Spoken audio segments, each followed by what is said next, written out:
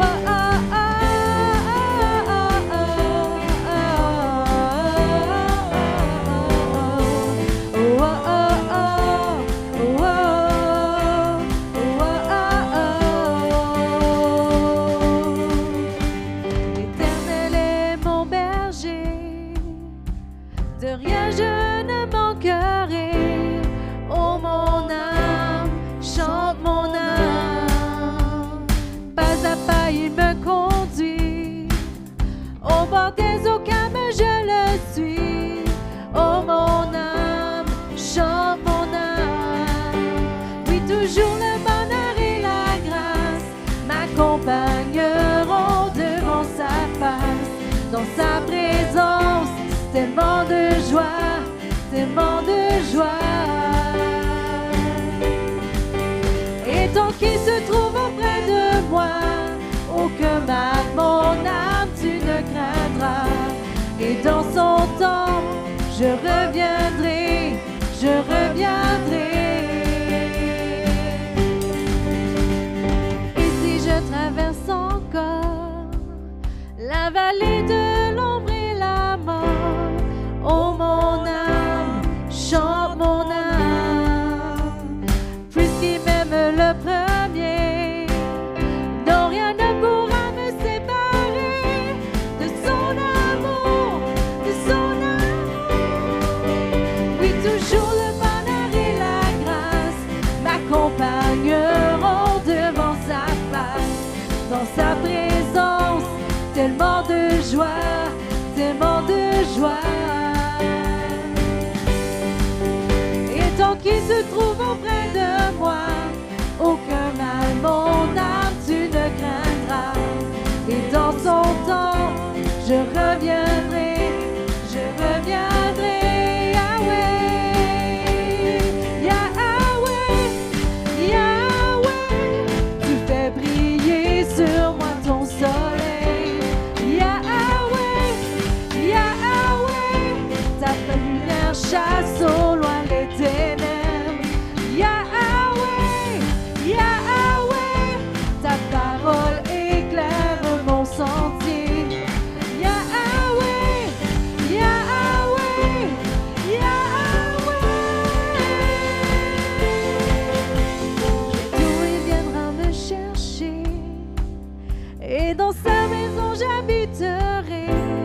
Oh mon âme, chante mon âme, sans cesse jusqu'à son retour. Mon âme chante son amour, oui tous les jours, tous les jours. Oui toujours le bonheur et la grâce m'accompagneront devant sa face, dans sa présence, tellement de joie, tellement de joie. Tant qu'il se trouve auprès de moi, aucun mal, mon âme, tu ne craindras. Et dans son temps, je reviendrai, je reviendrai. Oui, toujours le bonheur et la grâce m'accompagneront devant sa face, dans sa présence, tellement de joie. tellement de joie. Et toi qui se trouve auprès de moi, aucun mal, mon âme, tu ne craindras. Et dans son temps, je reviendrai, Yahweh. Yahweh, Yahweh, tu fais briller sur moi ton soleil. Yahweh, Yahweh, ta lumière chasse au loin les ténèbres. Yahweh, Yahweh, ta parole éclaire un bon sentier. Yahweh, Yahweh, Yahweh.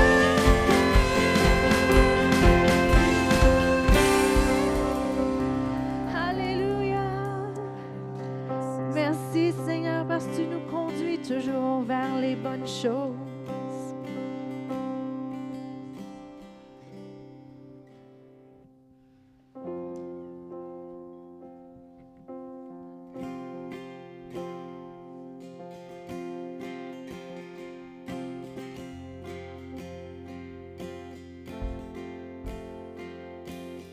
Qui suis-je pour que le roi des cieux m'ouvre ses bras? Perdu mais trouvé par sa grâce, son amour pour moi, son amour pour moi. Il m'a libéré, ma dette est payée. Je suis enfant de Dieu, je suis à lui. Il m'a racheté à la croix grâce à son dard. J'étais esclave du péché, mais il m'a sauvé. Jésus m'a sauvé, il m'a libéré, ma dette est payée. Je suis enfant de Dieu, je suis à lui. Et dans sa maison, j'ai trouvé ma place. Je suis enfant de Dieu, je suis à lui. Il m'a libéré, il m'a libéré, ma dette est payée. Je suis enfant de Dieu, je suis à lui. Et dans sa maison, j'ai trouvé ma place. Je suis enfant de Dieu, je suis à lui. Je suis choisi et affranchi. En toi, je sais qui je suis. Tu es pour moi, pas contre moi. En toi, je sais qui je suis. Je suis choisi et affranchi. En toi, je sais qui je suis. Tu es pour moi, pas contre moi. En toi, je sais qui je suis. En toi, je sais qui je suis. Il m'a libéré,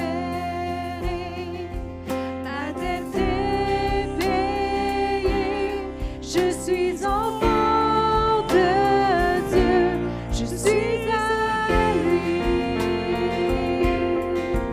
Et dans sa maison, j'ai trouvé ma place. Je suis enfant de Dieu, je suis à lui. Il m'a libéré, il m'a libéré, ma dette est payée. Je suis enfant de Dieu, je suis à lui.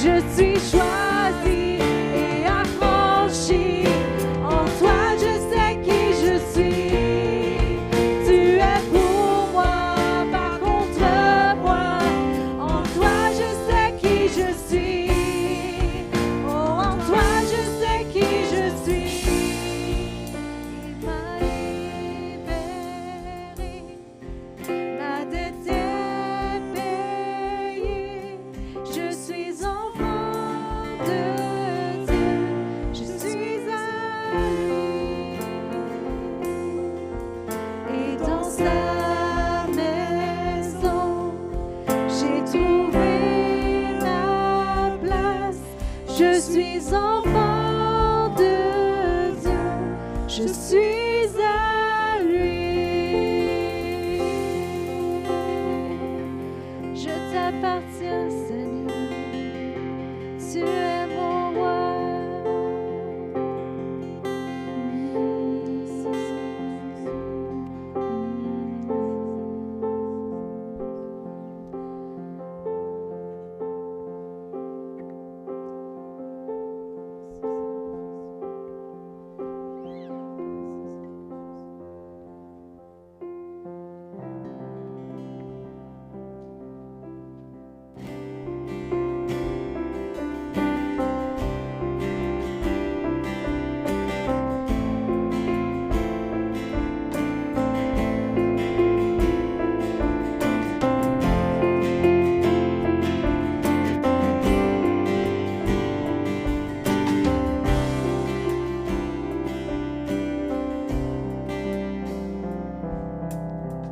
En Christ seul est mon espérance,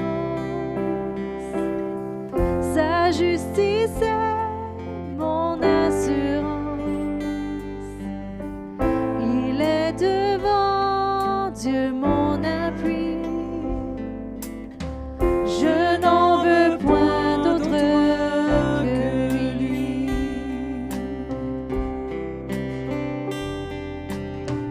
En Christ seul est mon espérance, sa justice est mon assurance. Il est devant Dieu mon appui, je n'en veux point d'autre que lui. Jésus-Christ, mon rocher, ma confiance est en son amour. Dans l'orage, il est Dieu, Seigneur de tout.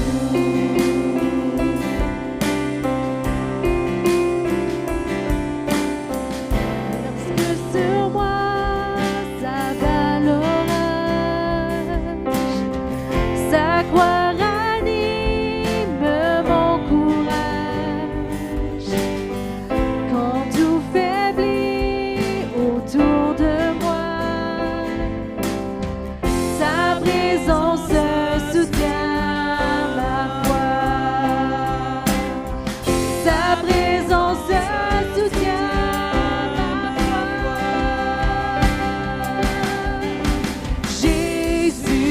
Jésus-Christ, mon rocher, ma confiance est en son amour. Dans l'orage, il est Dieu, Seigneur de tout.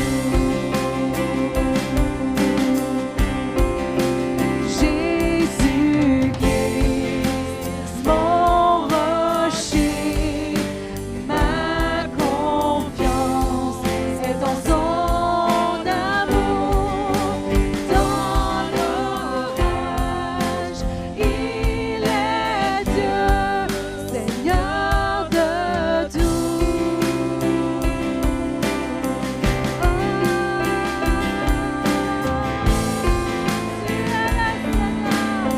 Tu es mon Seigneur, mon rocher, mon appui, mon Dieu tout-puissant.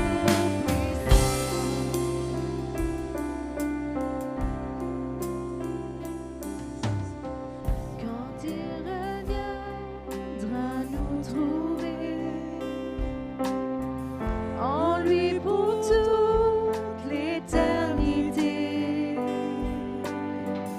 revêtu de sainte justice et semblable devant son trône.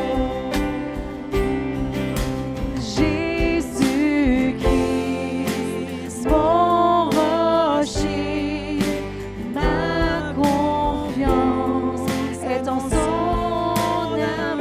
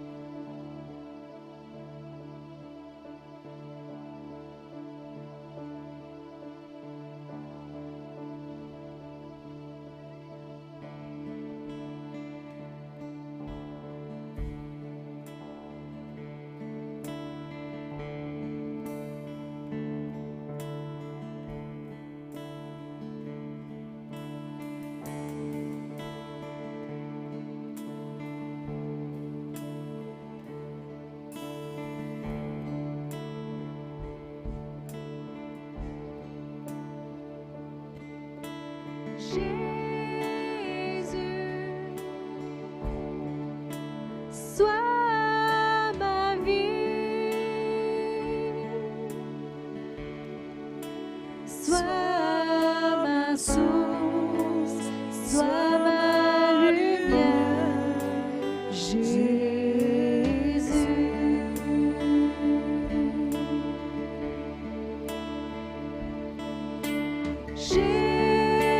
Jésus,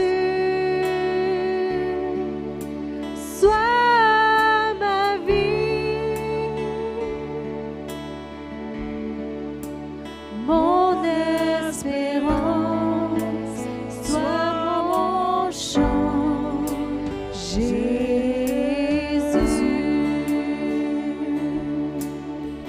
Jésus, Jésus, sois ma vie,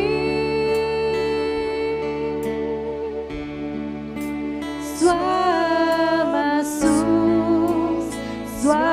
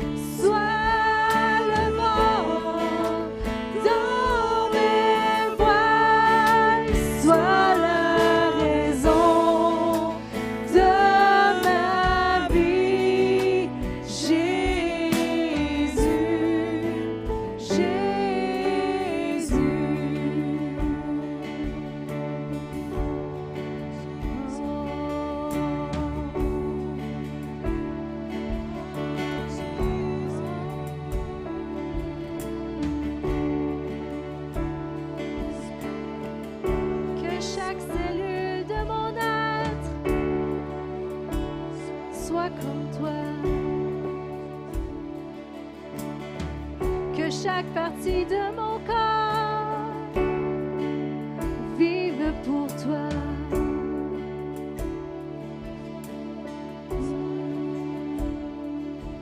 Que mes pensées, mes actions, mes paroles te reflètent à chaque jour, autant pour les autres que dans mes moments seuls. Plus de toi, Seigneur, dans ma vie, plus de ta présence, Seigneur. Saint-Esprit, tu nous diriges, tu nous conduis. Plus de ton action dans nos vies.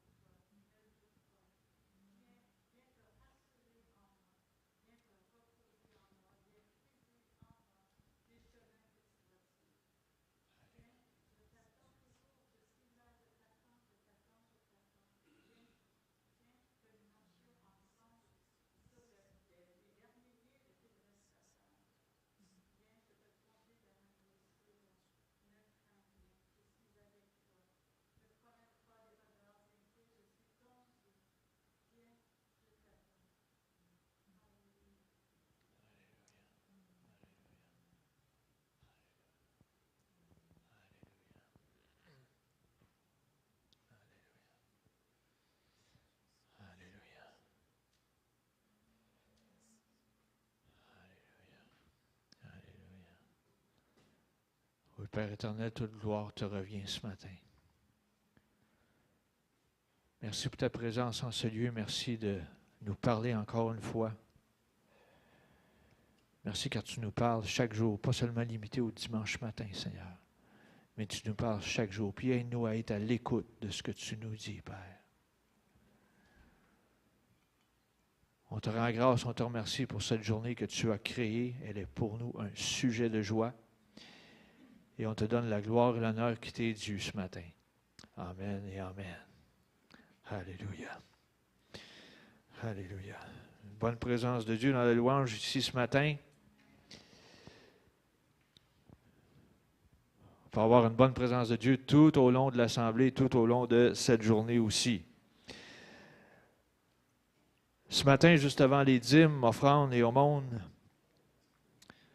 je pensais être dans un autre passage ce matin, mais on me ramène encore à Romains. Juste un petit instant. Romains 4e chapitre. J'en ai parlé un peu la semaine dernière, mais je veux continuer d'élaborer un peu là-dessus. On va commencer au verset 17.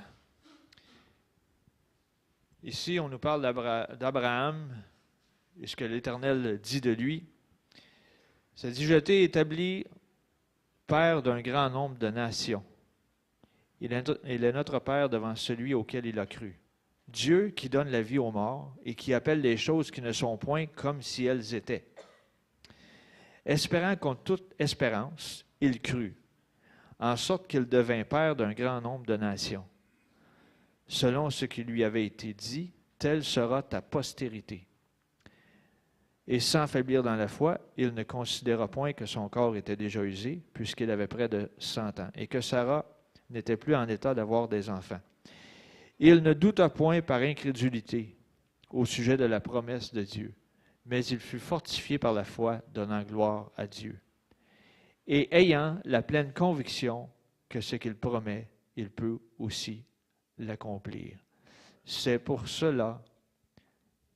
cela lui fut imputé à justice. Donc, il y a eu l'obtention de sa promesse. Vous allez me dire, ouais, ça c'est pour Abraham, c'était pour la promesse qu'il y a eu pour son enfant. Ça peut s'appliquer à n'importe quelle promesse que vous avez reçue dans votre vie. OK? Ça peut être pour vos finances aussi, ça peut être pour votre santé, ça peut être pour le salut de vos proches, ça peut être pour quiconque croit en lui. OK? Le Saint-Esprit m'a ramené pour que je me rappelle, un vieux chant qui se chantait par le passé, qui disait « Par la foi, je marcherai en comptant sur ses promesses. Par lui, je triompherai en tout temps de mes détresses. » Abraham, qu'est-ce qu'il a fait? Il a compté sur les promesses de Dieu. Est-ce que nous, on est capable de compter sur ses promesses? Il faut le faire. Tu sais, quand l'ennemi va toujours te ramener du doute, dans la semaine, il va dire « Ah, tu n'arriveras pas. Ah, tu n'arriveras pas ce mois-ci, ça ne marchera pas, tu vas être dans le rouge. » Non.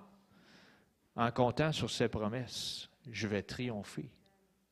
Je vais l'obtenir. Parce que je fais ce que Dieu me demande au départ, puis lui, il s'occupe du reste. Il y en a qui ne sont pas sûrs encore. C'est ça pareil. C'est d'avoir foi en Dieu, puis pas avoir juste une foi dans notre tête, une foi dans ton cœur. Tu sais qu'il va entreprendre. Tu sais qu'il va sauver tes proches. Tu sais qu'il va pourvoir à tous tes besoins. Amen. Tu sais qu'il va agir si quelqu'un est malade autour de toi. Tu sais qu'il va se passer quelque chose. C'est une conviction. Ce n'est pas juste une connaissance, c'est une conviction dans ton cœur. Tu sais que tu es sauvé, tu es pardonné de tes péchés, puis un jour, tu vas rencontrer ton Sauveur. Ça devrait être la même chose pour toute autre chose dans la parole de Dieu. Ça, des fois, c'est plus rough, mais je me rappelle, quand on lit dans la parole, Dieu me rappelle ce matin, savez-vous avec quoi que Jésus a résisté au diable quand il est venu après que Jésus a été 40 jours dans le désert? Avec la parole. Fait que quand l'ennemi arrive dans la semaine, il vous met des doutes partout, là, sortez la parole. C'est la meilleure arme que vous pouvez avoir. Fait que ce matin, je vous encourage, Soyez obéissants, faites ce que Dieu vous demande. Il lui demande de donner, puis lui, il s'assure du reste. On est obéissant, puis on sait qu'il va entreprendre au-delà de ce qu'on peut même demander et espérer. Amen. J'inviterai les préposés à s'avancer, s'il vous plaît, ce matin.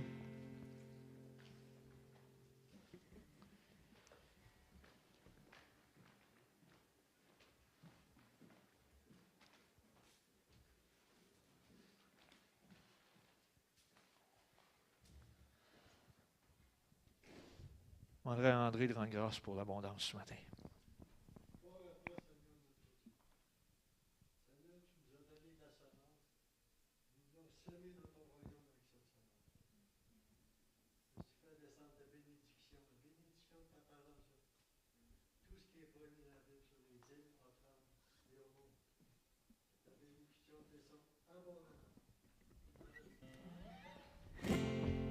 Oui, toujours. Marqueront devant sa face, dans sa présence, tellement de joie, tellement de joie. Et tant qu'il se trouve auprès de moi, aucun mal, mon âme, tu ne craindras. Et dans son temps, je reviendrai, je reviendrai.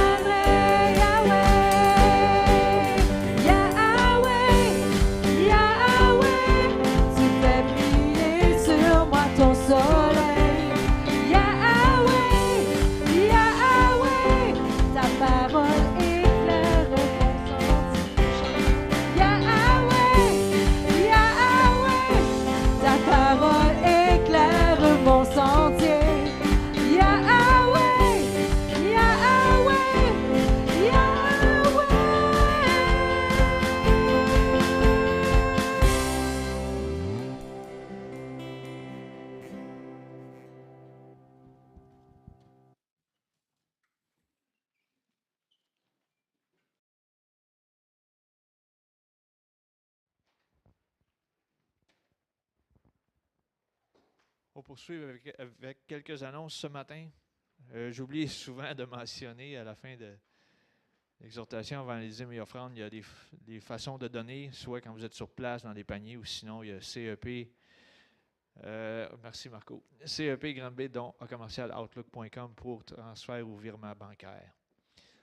On continue Marco.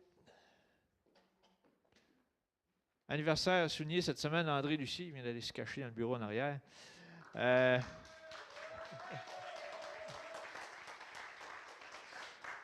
Et Pierre et Nicole Morel ne sont pas ici ce matin, 41e anniversaire de mariage.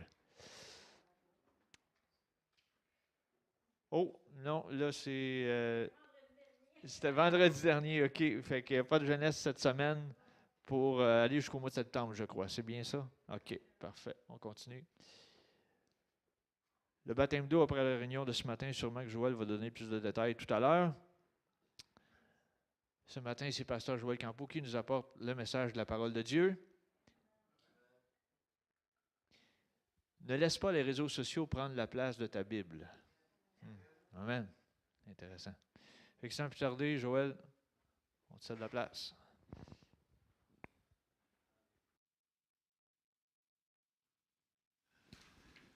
Merci. Bonjour à tous. C'est fun, il y a beaucoup de gens. Amen. Oui, pour le baptême, c'est super simple. Tous ceux qui se font baptiser, ils ont reçu les instructions. Donc, on se retrouve en bas après la réunion. Je suis dans une écho de bulle, mais c'est pas grave. Fait qu'on on fait comme prévu. OK? Fait que la température, tantôt, il va faire super gros soleil. On va être comme en Floride, là, ça va être génial. Amen? OK. Fait que ça, c'est pour les baptêmes. Mais je veux tout le monde qui si vous avez des questions, venez me voir, mais tout le monde a été contacté, tout le monde a été instruit. Donc, si vous avez des questions, venez me voir pour ceux qui en manquent. Oui, que j'ai oublié.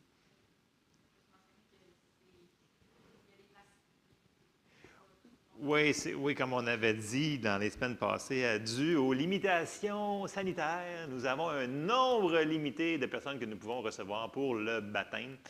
Donc, si vous avez des questions, venez me voir, mais il y a des gens on ne peut pas apporter toute l'Église, sinon on est trop de monde. OK? Fait que ça, je pense qu'on avait été clair dans les dernières semaines. Là. Fait que oui, c'est un bon point. Mais on ne peut pas tous être ensemble en même temps pour faire le baptême cette année.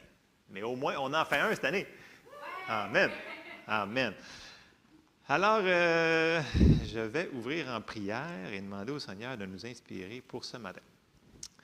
Seigneur, on te remercie parce que tu es bon, Seigneur. Tu nous aimes et tu prends soin de nous. Je te demande d'ouvrir nos cœurs à ta parole ce matin, que ce soit une révélation et qu'on puisse sortir fortifié de cette parole dans le nom de Jésus. Amen. Alors, ce matin, j'ai donné un titre à mon message qui est un petit peu différent de d'habitude. J'ai dit « N'abandonnez pas votre assurance ». Parce que on s'aperçoit des fois que depuis les derniers mois, on a beaucoup parlé sur la foi, prendre les promesses, les choses comme ça. Mais il y en a des fois qui viennent me dire « Ouais, mais tu sais, ça ne s'est pas passé instantanément, donc j'ai dû faire quelque chose de pas correct. » Avant de trop parler et de détruire ce qu'on a commencé à faire, on va aller examiner plusieurs choses, bien, 2 choses en particulier qu'il faut continuer à faire pour ne pas arrêter le processus qui est en train de se faire. OK? Parce que Dieu, il va veiller sur sa parole pour l'accomplir. Et l'autre chose que souvent, on a un genre de manque, c'est qu'on pense que notre foi, elle ne fonctionne pas, mais notre foi, elle fonctionne. Ce n'est pas parce que ce n'est pas instantané que notre foi ne fonctionne pas. Et un des endroits que j'aimerais qu'on regarde ce matin, c'est qu'est-ce qu'on fait avec notre bouche, donc nos paroles, pendant le temps qu'on a pris le morceau par la foi, qu'on a trouvé les promesses de Dieu, et jusqu'à la manifestation complète de ce miracle-là, ou peu importe ce qu'on est en train de croire dans notre vie. Donc, tout le monde est en train de faire face à des situations, à des choses que l'on croit. Mais il faut protéger le miracle et ça passe beaucoup par nos paroles. Donc, 3 passages super importants qu'on a déjà regardés, mais qu'on va remettre comme base de fondation parce que les gens disent « Ouais, mais c'est pas si important que ça. » C'est très important. Et on va commencer dans Proverbe 18, au verset 20. Et là, je parle de « Ouais, mais tu parles de la parole de Dieu. » Je parle de toute parole qui sort de notre bouche. Devrait être en ligne avec ce qu'on veut avoir. Parce que ce qu'on va semer de notre bouche, on va le récolter. Je vais commencer Proverbe 18 au verset 20. Ça nous dit « C'est du fruit de sa bouche que l'homme rassasie son corps. C'est du produit de ses lèvres qu'il se rassasie. La mort et la vie sont au pouvoir de la langue. Quiconque l'aime en mangera les fruits. » Wow, c'est quand même assez, c'est fort. Fait que les gens disent « Ouais, mais c'est pas important. » Non, c'est super important. Même les mini-paroles. C'est important. Au lieu de dire « Ah, non, j'y arriverai pas, je suis fini, je suis capote, cette affaire-là. » Il ne faut pas. On va continuer. Vous allez voir où est-ce que je vais m'en aller. Proverbe 21, 23, et ça nous dit « Celui qui veille sur sa bouche et sur sa langue préserve son âme des angoisses. » Et Jésus y avait rajouté, juste en vers 3 pour cette partie-là, là, dans Matthieu 12, au verset 36, il avait dit « Je vous le dis, au jour du jugement, les hommes rendront compte de toute parole vaine qu'ils auront proférée. » Ici, vaine, là, ça veut dire inutile, idle, c'est quoi idle? Inutile. « Car par tes paroles, tu seras justifié, et par tes paroles, tu seras condamné. » Donc, d'où l'importance d'avoir constamment dans nos bouches des paroles de vie. Et non des paroles de chialage, de dépression, de choses comme ça. Ça va finir par affecter le jardin qu'on est en train de construire dans notre vie. Et c'est vraiment important. Et là, l'autre type de parole, ça va être vraiment de mettre les paroles de la Bible, donc de la parole de Dieu, dans notre bouche pour changer les situations qu'on ne veut pas. Donc, ça a le rapport quand on a parlé sur la foi. Donc, la foi, elle croit qu'elle l'a reçu avant de le voir, mais la foi aussi, elle parle. Et toutes paroles qui vont être contraires à ça, bien, on va les appeler des paroles de mort en réalité, parce qu'ils sont l'antipode de ce que Jésus a dit. Fait que si vous avez trouvé une parole qui vous dit que vous pouvez avoir la paix, puis vous n'arrêtez pas de dire, bien, je suis angoissé, je suis déprimé, je suis comme ça, c'est des paroles qui sont contraires. Il ne faut pas que nos paroles soient contre la parole de Dieu. Il faut les mettre en ligne, en accord avec ce que Dieu a dit. Et ça, si on fait ça, on va aller accélérer le processus que Dieu est en train de faire ou on va le ralentir dépendamment des paroles qu'on va mettre de notre bouche. Et le premier récit que je veux qu'on le regarde ce matin, c'est, on va aller dans Nombre au chapitre 13. Et le premier récit, c'est quand que Moïse et tout le peuple d'Israël arrivent vers la terre promise. Et là, ils vont rentrer dans la terre promise. Mais avant, ils vont envoyer 12 espions. Et là, tout le monde se souvient de l'histoire des 12 espions qui vont dans la terre promise. Right? Tout le monde se souvient de ça. Mais je vais prendre le temps de le lire quand même. J'ai sorti des passages quand même assez médiums. Je ne vais pas tout vous le résumer, mais je veux quand même qu'on le lise avec nos yeux, qu'on l'entende et de voir qu'est-ce qu'ils ont fait. Parce qu'ils avaient une promesse de Dieu qui était non négociable. Dieu avait dit, je vous le donne, ce pays-là. C'est un pays d'où coule le lait et le miel. C'est à vous. OK? Et là, on arrive, quand que les espions reviennent de leur espionnage, et on arrive à Nombre 13 et au verset 26. Et là, ils arrivent, et ça dit au verset 26, « À leur arrivée, ils se rendirent auprès de Moïse et d'Aaron et de toute l'assemblée des enfants d'Israël à Kadès, dans le désert de Paran. Ils leur firent un rapport ainsi qu'à toute l'assemblée, et ils leur montrèrent les fruits du pays. Voici ce qu'ils racontèrent à Moïse. Nous sommes allés dans le pays où tu nous as envoyés. À la vérité. » Donc, c'est vrai. C'est vraiment un pays où coule le lait et le miel, et en voici les fruits. Donc, il y avait les grosses grappes de raisin, etc., etc., etc. Donc, il y avait même les preuves que c'était vrai ce que Dieu leur avait dit. Verset 28 commence avec un mot qui n'aurait pas dû être là. Mais. C'est vrai, mais. Ça vous est déjà arrivé de frapper un mur? Puis là, tu dis, ouais, c'est vrai, la parole de Dieu est vraie, mais à cause de ma situation, c'est quand même une situation qui est vraie, c'est réel. On ne peut pas nier les circonstances dans ce monde. Et là, c'est là que la bataille va se gagner ou va se perdre. Est-ce qu'on va rester avec ce que Dieu nous a dit comme promesse ou on va la laisser de côté? Parce qu'on va voir des choses, on va sentir des choses dans notre corps qui sont contraires à ce qu'on a cru. Et c'est ce qu'il ne faut pas faire. On continue. Verset 28. « Mais le peuple qui habite ce pays est puissant. Les villes sont fortifiées, très grandes. Nous y avons vu des enfants d'Anak. Les Amalécites habitent la contrée du Midi. Les Hétiens, les Jébusiens, les Amoréens habitent la montagne. Et les Cananéens habitent près de la mer, le long du Jourdain. » Fait que là, ils sortent toutes les excuses pour dire, écoute, regarde la situation, elle est impossible. Mais Dieu, il n'avait pas dit ça, il a dit, allez, puis vous allez le prendre. Et là, au verset 30, on voit quelque chose de différent. Caleb fit taire le peuple qui murmurait contre Moïse, et il dit, montons, emparons-nous du pays, nous y serons vainqueurs. Fait que lui avait gardé la parole dans son cœur, et il la sortait de sa bouche. Parce que la foi vient du cœur, mais il faut le dire de notre bouche. Il était encore dans la foi, lui. Il n'avait pas abandonné son espérance. Les autres, ils l'avaient abandonné à cause de la situation. Et ça peut arriver à tout le monde. Mais il ne faut pas.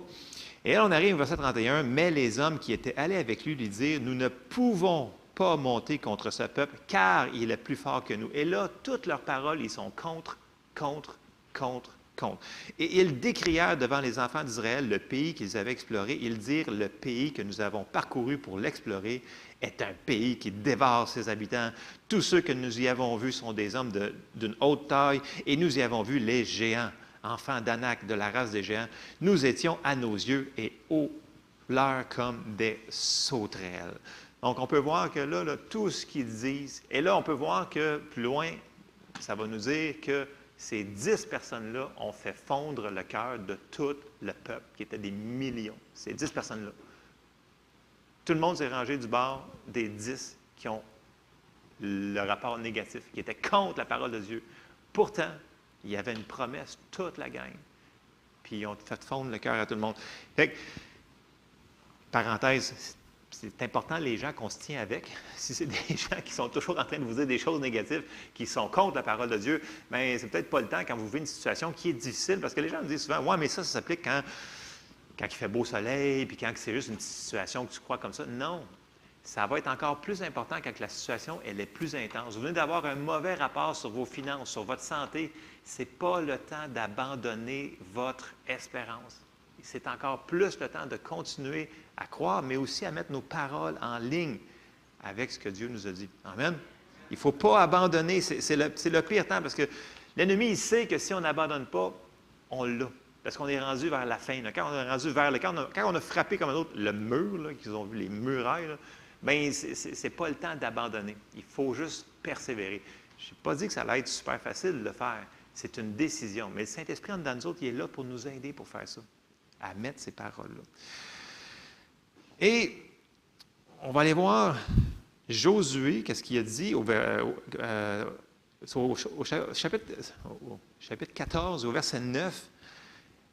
C'est leur dernière, il dit là, arrêtez, là, il dit, seulement ne soyez point rebelles contre l'Éternel, parce que les autres, ils voyaient que dire des mots comme ça, c'était de la rébellion contre ce que Dieu avait dit. C'était le contraire. Il dit, ne soyez point rebelles contre l'Éternel et ne craignez point les gens de ce pays, car ils nous serviront de pâture, ils n'ont plus d'ombrage pour les couvrir. L'Éternel est avec nous, ne les craignez point. On voit l'inverse. Et c'est ça qui est ce matin qu'on doit comprendre, c'est que l'Éternel est avec nous, ne les craignez point. C'est d'où vient la confiance en Dieu. Tu sais, quand on dit qu'on peut se reposer en lui, il est avec nous. Il va accomplir la parole. Amen. C'est super important. Donc, on voit que ce qui est sorti de leur bouche était déjà dans leur cœur. Caleb et Josué avaient quelque chose de différent. Il y avait de la foi dans leur cœur. Et on sait que tous les autres sont morts, excepté Josué et Caleb et la jeune génération. Et là, si on s'en va 40 ans plus tard, on va voir que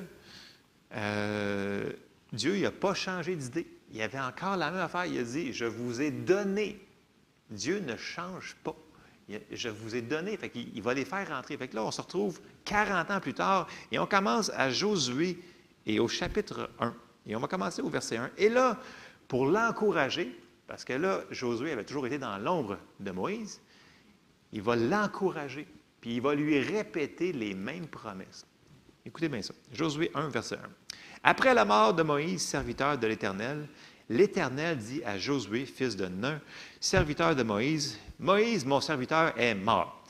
Maintenant, lève-toi, passe ce Jourdain, toi et tout ce peuple, pour entrer dans le pays que je donne aux enfants d'Israël. Tout lieu que foulera la plante de votre pied, je vous le donne, comme je l'ai dit à Moïse. Il n'a pas changé d'idée, c'est la même promesse que 40 ans auparavant. Là. Vous aurez pour territoire depuis le désert et le Liban jusqu'au grand fleuve, le fleuve de l'Euphrate, tout le pays des Étiens jusqu'à la grande mer vers le soleil couchant. Nul ne tiendra devant toi tant que tu vivras. Je serai avec toi comme j'ai été avec Moïse. Je ne te délaisserai point. Je ne t'abandonnerai point. Fortifie-toi et prends courage, car c'est toi qui mettras ce peuple en possession du pays que j'ai juré à leur père de leur donner. Fortifie-toi seulement et aie bon courage, en agissant fidèlement selon toute la loi que Moïse, mon serviteur, t'a prescrite. Ne t'en détourne ni à droite ni à gauche, afin de réussir dans tout ce que tu entreprendras. Première chose, c'est que ça appartient aussi à nous autres ce matin. Il faut le prendre par la foi. Il faut dire, oui, le Seigneur me dit, là, fortifie-toi et prends courage. Parce que ça prend du courage pour rester sur les promesses de Dieu. Ça se dit que c'est les violents qui s'en emparent, pas les mous. Tu sais, prendre une promesse puis se tenir sur la guérison, se tenir sur vos finances, se tenir sur tout ce qu'on se tient, ça prend de la foi, mais ça prend de la force, ça prend du courage. Et c'est là que les gens disent, ouais, mais ça ne marche pas. Mais est-ce que tu as persévéré jusqu'au bout? Il y en a qui disent, ouais, mais c'était dur, fait que j'ai peut-être arrêté. Il ne faut pas arrêter. Ou est-ce que si on a arrêté, on continue? Donc, le Seigneur nous dit ce matin, fortifie-toi et prends courage. Je ne te délaisserai point, je ne t'abandonnerai point. Donc, première chose, il le rassure. Il nous dit, je suis avec vous autres. Je ne vous délaisserai jamais. Première chose. Mais deuxième chose qu'il va y dire, regardez bien, verset 8. Que ce livre de la loi ne s'éloigne point de ta bouche, médite-le jour et nuit pour agir fidèlement selon tout ce qui est écrit, car c'est alors que tu auras du succès dans tes entreprises et c'est alors que tu réussiras. Ne t'ai-je pas ordonné, ne t'ai-je pas donné cet ordre? Fortifie-toi et prends courage, ne t'effraie point et ne t'épouvante point, car l'Éternel ton Dieu est avec toi dans tout ce que tu entreprendras. Alors là, il y donne la clé aussi. Il dit, non seulement je suis avec toi, je t'ai donné une promesse, mais prends ma parole, là, puis que médite-la, là, puis ce qui sort de ta bouche, il faut que ce soit exactement ça. Et si on regarde Josué de A à Z, là, tout ce qu'il a fait a réussi. C'est le seul qui a fait au complet. Tu sais, il n'a pas fait il n'a pas échoué parce qu'il a vraiment fait. Puis à la fin du livre de Josué, il dit, moi et ma maison, nous servirons l'Éternel, dans le sens qu'on va continuer à faire ce que le Seigneur nous avait demandé de faire. Et il y a eu réussite à 100% dans la vie de Josué. Et il a entraîné tout un peuple avec lui. Donc, c'est contagieux, cette affaire-là. Donc, soit l'incrédulité, c'est contagieux, dangereux, ou la foi, c'est contagieux. C'est ça qu'il faut être contagieux. Nous devons contaminer les gens autour de nous autres. Puis quand les gens ils parlent trop, il faut dire, c'est le signe de dire la bonne chose. OK? Ça, c'est la première chose. Donc, ça, c'est notre premier exemple. Et là, on vient de parler de Josué. Mais Caleb, lui, il est arrivé quoi avec Caleb? Lui aussi, il est arrivé. Parce que Dieu il avait dit qu'il avait été intègre dans ses paroles envers lui. Et regardez bien, si on continue un petit peu plus loin, dans Josué 14, au verset 6, là, il avait rentré dans la terre promise, mais il y avait plein d'endroits qui n'avaient pas encore été pris ou conquis. Et là, on arrive au verset 6. Puis là, les fils de Juda s'approchèrent de Josué à Gilgal, et Caleb, fils de Jephuné, le Kénizien, lui dit, « Tu sais que l'Éternel a déclaré à Moïse, homme de Dieu, au sujet de moi et au sujet de toi, » donc ils se souviennent, c'était juste les deux qui avaient toffé, « à Kadès-Barnéa. J'étais âgé de 40 ans lorsque Moïse, serviteur de l'Éternel, m'envoya de Kadès-Barnéa pour explorer le pays, et je lui fis un rapport avec droiture de cœur. » Et là, on voit que les autres avaient fait en anglais, c'est un « evil report », en français, on va dire un rapport de rébellion, mais lui, il avait fait un rapport avec droiture. Mes frères qui étaient montés avec moi découragèrent le peuple, mais moi, je suivis pleinement la voie de l'Éternel, mon Dieu.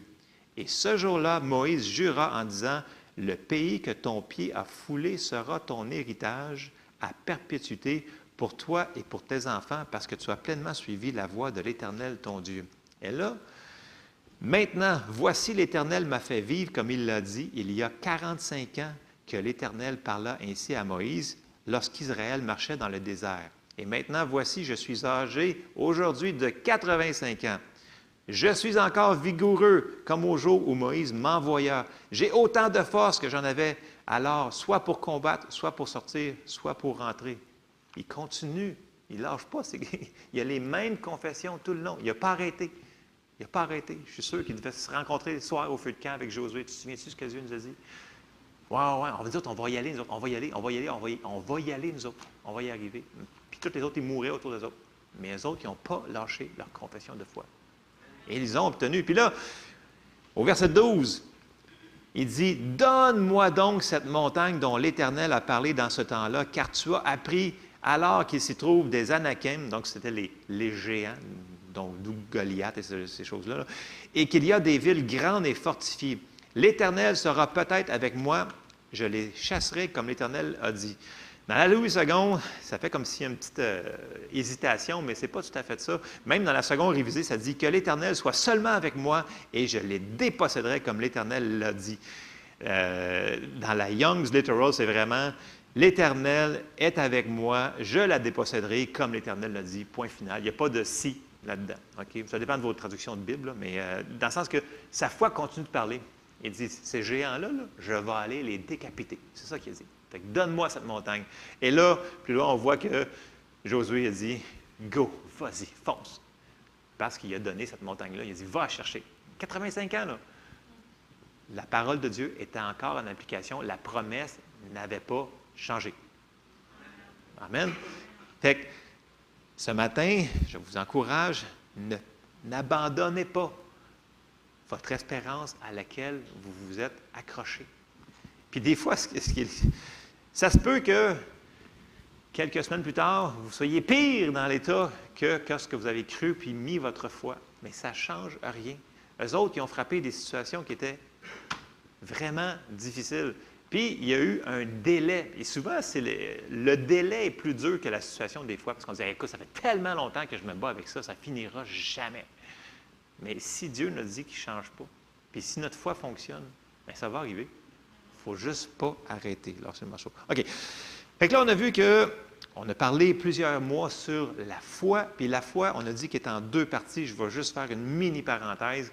La foi, elle croit avant de l'avoir vue, mais la foi, elle parle. Si elle ne parle pas, ce n'est pas la foi. Et on l'avait vu dans le plus grand des miracles, et je retourne toujours dans Romains 10, et au verset 9-10, et c'est très, très clair. Tu ne peux pas avoir... Et c'est un principe qui est partout, qu'on a vu partout au travers de la parole de Dieu. Et là, c'est quand on est sauvé, ça dit, si tu confesses de ta bouche le Seigneur Jésus, et si tu crois dans ton cœur que Dieu l'a ressuscité des morts, tu seras sauvé. Car c'est en croyant du cœur qu'on parvient à la justice, et c'est en confessant de la bouche qu'on parvient au salut, selon ce que dit l'Écriture. Donc, on voit que ce n'est pas juste croire, là. On l'a confessé. Les deux vont toujours ensemble. Donc, d'où l'importance de, oui, tu as vu le verset, tu t'es tenu sur la promesse, garde tes paroles en ligne. Et quand on a parlé de la prière de la foi dans Marc 11, on va le relire, Marc 11, 23. Les paroles sont indissociables de la foi. La foi n'est pas silencieuse. La foi va toujours parler. Marc 11, 23, ça nous dit, « Je vous le dis en vérité, si quelqu'un dit à cette montagne, « ôte-toi de là et jette-toi dans la mer, et s'il ne doute point en son cœur, mais croit que ce qu'il dit arrive, il le verra s'accomplir. C'est pourquoi je vous dis, tout ce que vous demanderez en priant, croyez que vous l'avez reçu ou que vous l'avez pris, et vous le verrez s'accomplir. » Donc, nous devons le croire avant de le voir. Et c'est là que les gens disent, « mais je ne peux pas nier les circonstances. » On ne dit pas qu'on nie les circonstances. Ça, c'est vraiment tordre les Écritures. Les gens ils disent, « Ah non, je ne suis pas malade, je ne suis pas pauvre, je ne suis pas ci, je ne suis pas ça. » Ce n'est pas ça qu'on dit, là. On dit qu'on rajoute la parole de Dieu par-dessus, et c'est là qu'on reçoit la promesse de Dieu. La parole de Dieu est plus forte que la situation. Elle va changer la situation. C'est juste que faut qu'on garde, malgré les circonstances qui vont arriver, les délais qui peuvent arriver, la parole par-dessus. Amen? OK. Et comme j'ai dit, on va aller voir, Jésus a parlé que c'est un processus. OK? Puis on va aller voir un des endroits qu'on voit que c'est un processus, c'est dans Marc, au chapitre 4 et au verset 26. Jésus parlait du royaume, du royaume, du royaume et du royaume. Et là, il nous dit, dans Marc 4, au verset 26, il dit encore, « Il en est du royaume de Dieu, comme quand un homme jette de la semence en terre. Qu'il dorme ou qu'il veille, nuit et jour, la semence germe et croît sans qu'il sache comment. » Donc, ça veut dire qu'on n'est pas obligé de tout savoir comment Dieu est en train d'agir en arrière de tout ça pour croire. OK? La parole, elle va fonctionner. La terre produit d'elle-même d'abord l'herbe, puis l'épi, puis le grain tout formé dans l'épi, et dès que le fruit est mûr, on y met la faucille, car la moisson est là. Donc, il nous dit que c'est un processus, et que ça se peut qu'il y ait un délai entre le moment que tu as mis le principe du royaume en application et jusqu'à la manifestation. Et c'est là que notre assurance doit venir, notre espérance doit rester ferme dans la parole. Mais si nos paroles sont contraires, ça va être dur de garder le cap vers cette direction-là. Et le deuxième récit que j'avais, c'était pas les silences lorsqu'ils avaient été annoncés l'Évangile. Et on voit qu'ils n'ont rien fait de pas correct et ils se retrouvent dans une situation vraiment, vraiment pas le fun. Mais ils ont trouvé, eux autres, une autre clé. Et on va aller le lire. Et on trouve ça dans Acte 16. Et on va commencer au verset 16. Je sais que vous connaissez ces choses-là, mais il faut laisser les paroles rentrer dans nous ce matin pour comprendre ce que Dieu veut nous ranimer dans notre cœur. Et là, dans Acte 16, ça nous dit « Comme nous allions au lieu de prière. » sais, premièrement, ils s'en allaient prier. Tu sais, c'est correct, ça, il n'y a rien là. C'est pas rien de mal, c'est pas de leur faute. Là. Mais une servante qui avait un esprit de python et qui, en devinant, procurait un grand profit à ses maîtres, vint au-devant de nous et se mit à nous suivre, Paul et nous. Elle criait, « Ces hommes sont les serviteurs du Dieu Très-Haut et ils vous annoncent la voie du salut. » Elle fit cela pendant plusieurs jours. Paul, fatigué, se retourna et dit à l'esprit, « Je t'ordonne au nom de Jésus-Christ de sortir d'elle. » Et il sortit à l'heure même.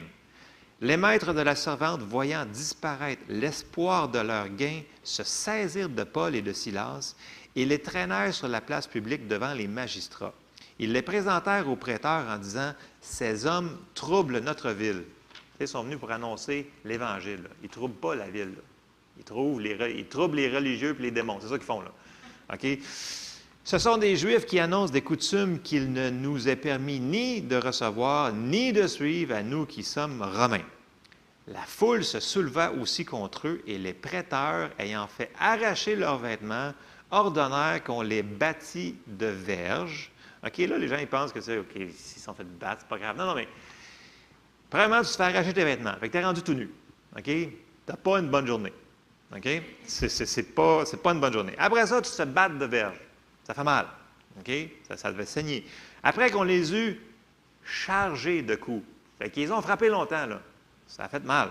Ils les jetèrent en prison en recommandant au geôlier de les garder sûrement. Le geôlier, ayant reçu cet ordre, les jeta dans la prison intérieure et les mit les ceps aux pieds. La prison intérieure, c'est celle qui était le plus profond, le plus calé, la plus noire, la plus dégueulasse, qui pue le plus. Et que là, tu te retrouves là. OK?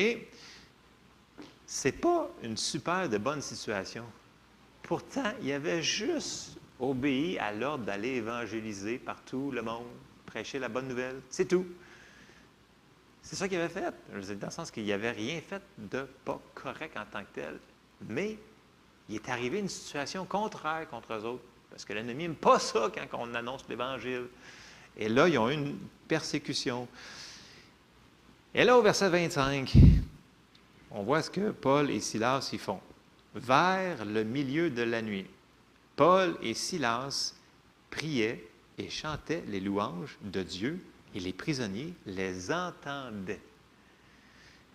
Et là, il faut se mettre en contexte. Là. OK, là, tu as mal, tu as probablement faim, tu as probablement soif, c'est super inconfortable, ça pue. Et là, tu décides de commencer à louer Dieu, à chanter les louanges à Dieu. Wow! Ça, c'est quelqu'un qui prend le dessus sur sa chair et qui dit, moi, je décide de continuer. Et là, qu'est-ce qui s'est passé? Parce que là, en réalité, là, tu ne peux pas aller plus bas que ça. Là, tu ne peux pas aller plus bas que bas. Tu es rendu, là, l'ennemi, il pense qu'il t'a dégonflé au complet. Tu es aplati, tu es à terre. Mais Dieu est avec nous. Il ne nous a pas abandonnés. Qu'est-ce qu'il nous avait dit tantôt? Je ne te délaisserai point, je ne t'abandonnerai point. Et tout de suite, on arrive au verset 26, ça dit, tout à coup, il se fit un grand tremblement de terre. Mais j'aimerais faire ici une parenthèse. La plupart d'entre nous, on aimerait ça que le tremblement de terre arrive, puis que tout s'ouvre, puis après ça qu'on loue Dieu. Non, mais c'est vrai, dans le naturel, c'est ça qu'on veut faire. Ça, la réponse est arrivée. Merci Seigneur. Alléluia. Et là, on commence à louer le Seigneur. Les autres, ils ont fait l'inverse. Ils ont commencé à louer le Seigneur avant. Puis là, Dieu, il a comme été obligé d'agir et de renforcer sa promesse. Voyez-vous, c'est comme, il faut le louer après aussi. Là. C'est pas ça que je dis. Là. Il faut le louer, le remercier après. Mais le faire dans la situation, quand tu es dans le creux du gras, dans le pire des pires, quand il fait noir, ça, c'est un autre niveau de confiance en Dieu. Okay. Tout à coup, il se fit un grand tremblement de terre, en sorte que les fondements de la prison furent ébranlés. Au même instant, toutes les portes s'ouvrirent et les liens de tous les prisonniers furent rompus. Donc, c'est contagieux. Le geôlier se réveilla et lorsqu'il vit les portes de la prison ouvertes, il tira son épée et allait se tuer, pensant que les prisonniers s'étaient enfuis. Mais Paul cria d'une voix forte, « Ne te fais point de mal, nous sommes tous ici. » Alors le geôlier, ayant demandé de la lumière, entra précipitamment et se jeta tout tremblant aux pieds de Paul et de Silas. Il les fit sortir et dit, « Seigneur, que faut-il que je fasse pour être sauvé? » Alors leur évangélisation continue. Tu ne peux pas arrêter ce que le Seigneur est en train de faire. Paul et Silas répondirent, « Crois au Seigneur Jésus et tu seras sauvé, toi et ta famille. » Verset 32. Ils lui annoncèrent la parole du Seigneur ainsi qu'à tous ceux qui étaient dans sa maison. Il les prit avec lui à cette heure même de la nuit. Il lava leurs plaies. Il était magané. Et aussitôt, il fut baptisé, lui et tous les siens, les ayant conduits dans son logement. Il leur servait à manger. J'avais dit qu'il avait faim. C'est pas parce que tu m'en prénoms que tu as plus faim. Là, tu sais, ça. Il se réjouit avec toute sa famille de ce qu'ils avaient cru en Dieu. OK? Donc, le point que je voulais apporter avec celle-là, c'est que l'autre clé qu'on vient de voir, c'est que non seulement leurs paroles n'ont jamais été contre Dieu, mais en plus, ils ont mis une coche élevée. Ils ont dit, on va faire des actions de grâce. On va louer Dieu. Même si ça va mal, on va continuer à dire, OK, merci Seigneur parce que tu es là. Merci parce que tu nous aimes, tu prends soin de nous.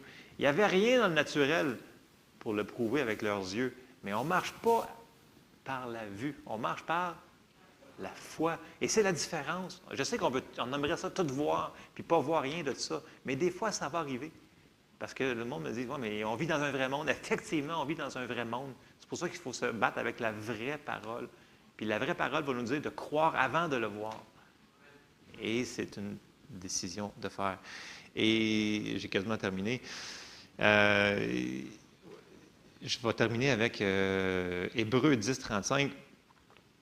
Qui nous dit, « N'abandonnez donc pas votre assurance à laquelle est attachée une grande rémunération, car vous avez besoin de persévérance afin qu'après avoir accompli la volonté de Dieu, vous obteniez ce qui vous est promis.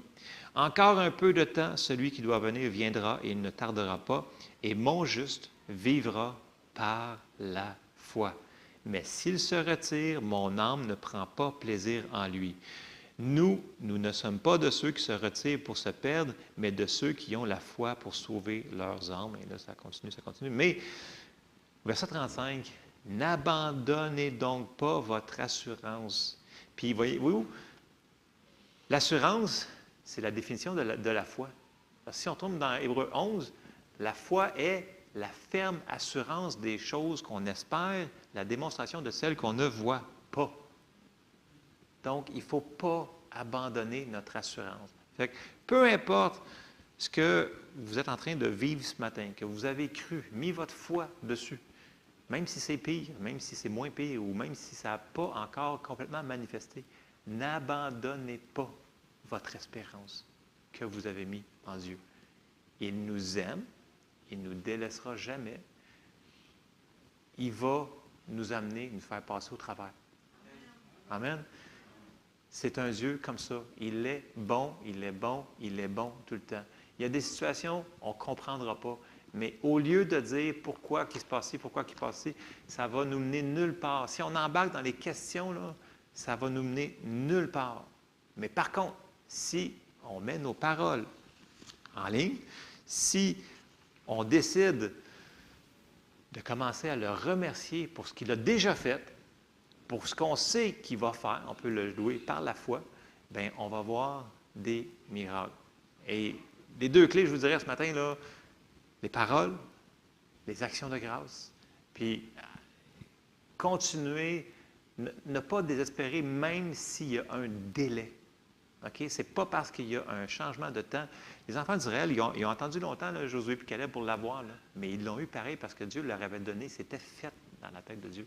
C'est juste qu'il y a des gens qui n'ont pas coopéré, ça leur a fait un délai. Puis je ne dis pas que c'est votre cas ici, que ça s'est passé, mais Dieu veut vraiment qu'on lui fasse confiance. Puis, vous savez, je vais retourner un petit peu plus loin parce que j'ai... Marco, pourrais-tu me sortir... Ah oui, je te l'avais-tu donné? OK, on va retourner en arrière un petit peu parce que je sens que je n'ai pas fini. C'est un combat. Dans 1 Timothée 6,12, ça nous dit, Paul, il a écrit à Timothée, il a dit, Combat le bon combat de la foi, saisis la vie éternelle à laquelle tu as été appelé et pour laquelle tu as fait une belle confession en présence d'un grand nombre de témoins. OK? Combat le bon combat de la foi. Paul, il n'écrirait pas ça si ce ne serait pas un combat, la vie chrétienne. Il va y avoir des combats. OK? Il ne faut pas se focusser sur les combats, mais il faut quand même réaliser qu'il va en avoir. Puis c'est notre décision de continuer à combattre. OK? Première chose. Deuxième chose, j'ai marqué « Jésus veille sur nos confessions ». OK? Et ça, on trouve ça dans Hébreux 4, 14, qui nous dit « Ainsi, puisque nous avons un grand souverain sacrificateur qui a traversé les cieux, Jésus le Fils de Dieu, demeurons fermes dans la foi que nous professons. » La plupart des traductions vont dire ici « confessons ».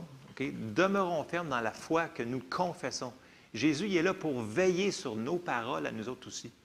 Mais si nos paroles ne sont pas les paroles en ligne avec Dieu, bien, il n'y a rien à travailler avec.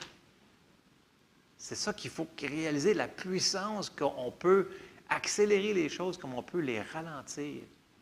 Fait que mettons les bonnes paroles dans notre bouche. Et l'autre chose, c'était dans Jacques qui nous dit vraiment, si tu veux garder la vie en ligne vers la direction que tu veux l'envoyer, il faut que nos paroles soient comme un homme parfait. Et on va juste lire Jacques 3, versets 2 à 5, qui nous dit, Jacques il dit ici, « Nous bronchons tous de plusieurs manières. Si quelqu'un ne bronche point en parole, c'est un homme parfait, capable de tenir tout son corps en bride. Si nous mettons le mort dans la bouche des chevaux pour qu'ils nous obéissent, nous dirigeons aussi leur corps tout entier. Voici même les navires qui sont si grands et que poussent des vents impétueux sont dirigés par un très petit gouvernail au gré du pilote.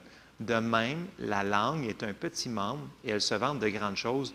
Voici comme un petit feu peut embraser une grande forêt. » Donc, on peut voir que Jacques il est très, très clair. Il dit, tes paroles vont t'apporter le bateau de ta vie vers une telle direction. Où est-ce que tu veux qu'il s'en aille? C'est nous autres qui avons le contrôle. Les gens vont dire, ouais, mais Dieu est en contrôle de tout. Attends un petit peu. Si Dieu nous a donné une volonté de faire des choses, puis il nous dit de faire des choses, puis de mettre des paroles dans notre bouche pour s'en aller vers quelque chose, il nous a laissé une partie que nous autres, on est responsables. OK? Si on ne le fait pas, ce n'est pas Dieu qui va le faire avec nous. Il nous a dit de dire des choses. Nous devons le faire. Amen? Donc, j'ai assez parlé pour ce matin. Donc, je vous encourage ce matin, n'abandonnez pas votre espérance, car nous allons avoir une grande rémunération. Amen? Amen. Alors, je termine là-dessus. Je vais terminer en prière. Seigneur, je te remercie parce que tu as des grandes promesses pour nous. Je te remercie, Seigneur, parce que tu es toujours avec nous. Tu ne nous délaisseras point. Tu es toujours avec nous. Tu es toujours là. Tu nous aides pas mal plus qu'on le voit, Seigneur, puis qu'on le réalise, Seigneur. Merci. Merci parce que tu nous aides. Merci parce que tu nous protèges. Merci parce que tu nous conduis, Seigneur. Seigneur, je te demande de bénir le restant de cette journée, Seigneur, que ces paroles soient gravées dans nos cœurs et qu'elles brûlent, Seigneur, que tu es un Dieu d'amour, que tu nous aimes, Seigneur, et que, oui, tu veilles sur ta parole pour les accomplir, toutes les bonnes choses que tu as pour nous dans nos vies. Dans le nom de Jésus. Amen. Alors, soyez bénis. On se voit tantôt pour ceux qui sont